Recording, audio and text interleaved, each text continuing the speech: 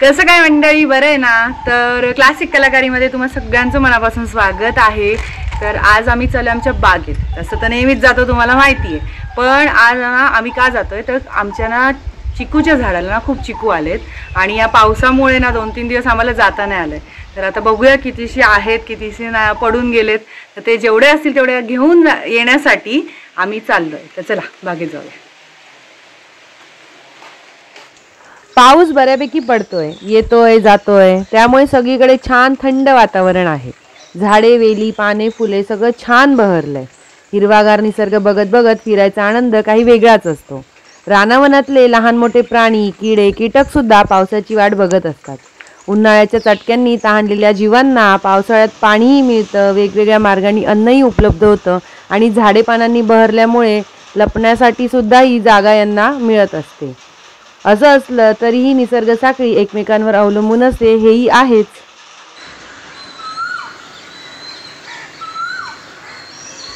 एकदम बारीक रिमझिम पाऊस पडत होता। मी छत्री घेऊन रमत गमत बागेत आले।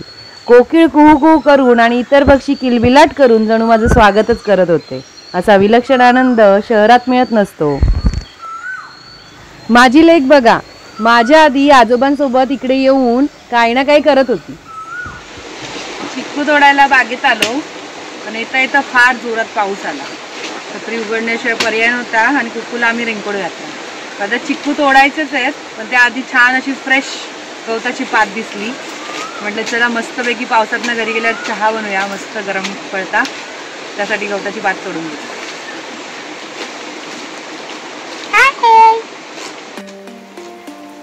सारंगीचे आजोबा अर्थातच आमचे बाबा माडांच्या कुजलेल्या सुकलेल्या झावळ्या तोडण्यात व्यस्त होते।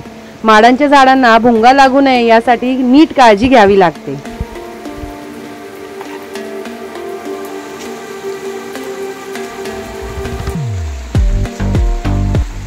आमच्या बागेच्या बाहेरूनच जोडूनच एक छोटंसं ओहळ वाहत जातं। कोकणात याला व्हाळी म्हणतात। यामध्ये मासे, खेकडे सुद्धा असतात। ऊन पडल्यावर इथे बसायला छान वाटतं।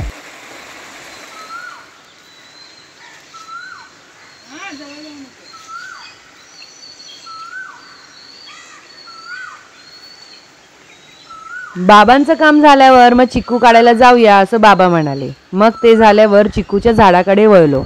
माझी लेक लगेच तिच्या हाताला जे जे चिक्कू मिळतायत ते काढायला लागली। तिला म्हटलं, खाऊ नको ग बाई, पिकायला ठेवल्यानंतर ते काही दिवसांनी घरात पिकतील तेव्हा खा।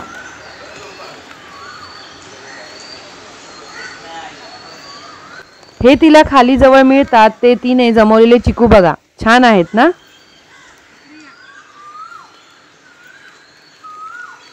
मग मी म्हटलं, आपल्या हाताला जे जे चिकू मिळतील ते पटापट काढून घेऊया। पाऊस सुद्धा थांबला होता। पुन्हा मोठी पावसाची सर आली तर ती थांबेपर्यंत वाट बघावी लागेल, म्हणून भरभर चिकू काढलेले बरे। चिकूच्या झाडाच्या फांद्या आडव्या पसरलेल्या वाढलेल्या जास्त असतात, त्यामुळे ते झाड प्रचंड उंच वगैरे कधीच होत नाही। हे पहा चिक्कू, अरे एवढे चिक्कू मिळतात का मुंबईला? नॉर्मल साईज एवढी असते मोठ्यातली, त्यापेक्षा पण मोठा बघा आमच्या झाडाचे चिक्कू, आणि खूप गोड असतात ते।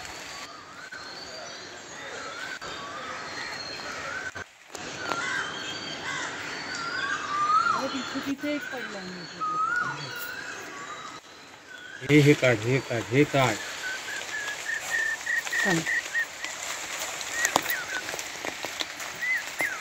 हे बारके पण काढू हे? हा सगळे काढ, सगळे आहेत किती तयार झालेले। अजून नाही काढू। सहज बघितलं तर आतमध्ये पानांच्या आड लपलेले असंख्य चिकू दिसतच नाहीत, पण नीट लक्ष देऊन बघितलं तर लक्षात येतं की भरपूर चिकू धरलेले आहेत। काढल्यावर तुम्हाला समजेलच, बघत राहा। सारंगीला बाबांनी फुल परमिशन दिलेली की तुला लहान मोठे कोणतेही चिकू दिसले की तू लगेच काढू शकतेस, म्हणून मॅडमला चिकू दिसला की लगेच तोडून पिशवीत जमा करत होत्या।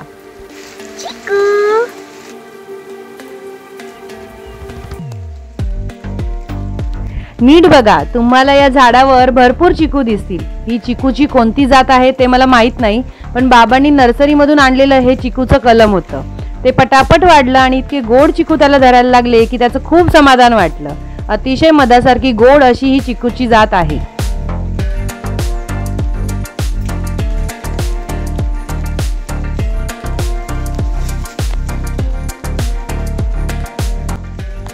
तुम्हाला सुद्धा मी हे सुचवेन की नर्सरीमधून 2-3 तरी चिकूची चांगल्या दर्जाची कलमे आणून लावा. जास्त खते, पाणी, औषध फवारणी याचीही गरज या झाडाला नसते, पण फळे मात्र दरवर्षी भरभरून येतात. असं म्हणा की आपली फुकटची सेवाच या झाडाकडून होत असते.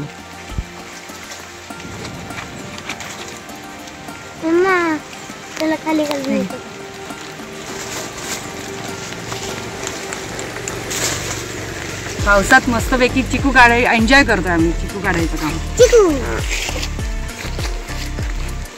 आता तिकडचे काढूया. ज्यांना ज्यांना चिकू आवडतात ना ते कमेंट करा. खूप सारे चिकू काढलेत आम्ही, खूप सारे पावसात भिजत. झाडावरचे खालचे हाताला मिळणारे चिकू पटापट काढून झाले. सारंगीनेही खालच्या फांद्यांवरची साफसफाई पटापट उरकून घेतली. आता वरच्या उंच फांद्यांवर असलेले चिकू उरलेले, त्यांना काढण्यासाठी काठीशिवाय पर्याय नसतो. पुढे हुक लावलेली उंच बांबूची अर्थातच चिव्याची बारीक हलकी काठी कोकणात सर्वांकडे असते.